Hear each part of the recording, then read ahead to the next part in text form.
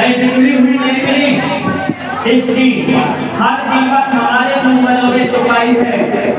हर एक क्रांतिकारी ने, हर एक शहीद ने, चाहे सुभाष चंद्र बोस हो, चाहे खुदीराम बोस हो, चाहे महात्मा गांधी रहे हो, चाहे जवाहरलाल नेहरू हो, चाहे नायडू नहीं हो, सभी ने अपना अपना अपने अपने तरीका से योगदान दिया है। उसी आजादी को कायम रखने के लिए हम एक राष्ट्रीय त्योहार मनाते हैं। कहीं ऐसा ना हो कि पूरे कोई ऐसा टाइम आ जाए हम इतने सक्षम ना रहे। ये आजादी हमारे देश पहले पूरे संसार में सबसे सक्षम था। सारे विश्व के विश्वविद्यालय भारत में ही थे। जब तक अन्य देशों में कपड़ा भी पैदा नहीं था, हमारे भारत में विश्वविद्यालय थे। परंतु हुआ क्या, धीरे धीरे हमने अपनी सक्षमता को खो दिया और हम गुलाम हो गए। शिक्षा को खो दिया। शिक्षा के इस मंदिर में बैठे हुए समस्त छात्रों छात्राओं, हमारा सबसे पहला उद्देश्य यही है कि हम शिक्षित बने।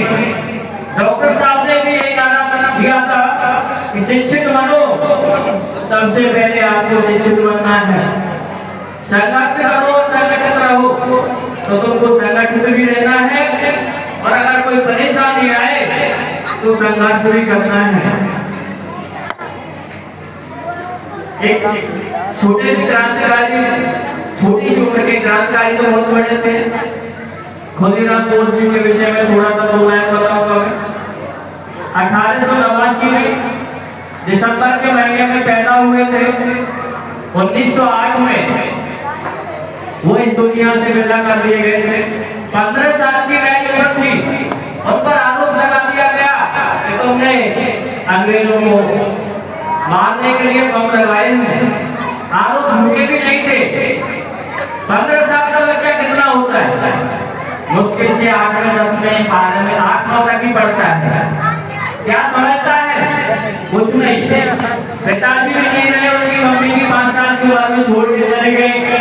ऐसी स्थिति में उस बच्चे में बोध कहां से आया कि मुझे देश के लिए कुछ करना है? तो ये बोध उसमें उस समय की परिस्थितियों को देख करके पैदा हुआ कि मैं अपने देश के लिए कुछ करके दिखाऊंगा।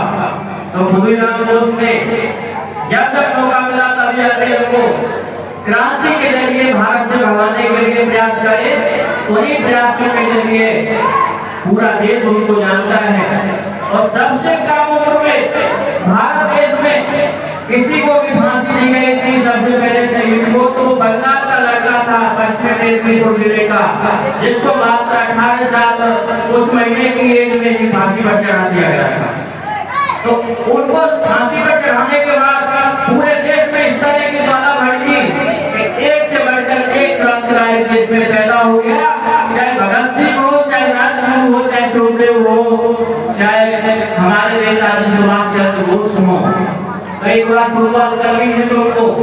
अब हमें क्रांति के लिए नहीं लड़ना है, हमें समाज में जो बुराइयां हैं उनके लिए लड़ना है, हमें अपने लिए संघर्ष करना है, अपने परिवार का नाम रोशन करना है। हमको पढ़ाई करनी है और पढ़ करके सबसे ऊंचे पायदान पर देश में जाना है, अपना और इस बालाजी विद्यालय का नाम रोशन करना है। और भूल कर भी ऐसी भूल कभी ना करें जिससे बात का से नीचा हो, समाज को कभी सम्मान ना मिले। समझ के आपको चलना है और आगे बढ़ना है। इन्हीं शब्दों के साथ वाणी को अपने को विराम देता हूँ और आप सबको उज्जवल भविष्य की शुभकामनाएं और प्रयास आप करते रहेंगे। जो भी सहयोग की जरूरत होगी खुले मन से कभी भी किसी भी तरह की सलाह जानकारी हो, जो भी सहयोग होगा हम करते रहेंगे।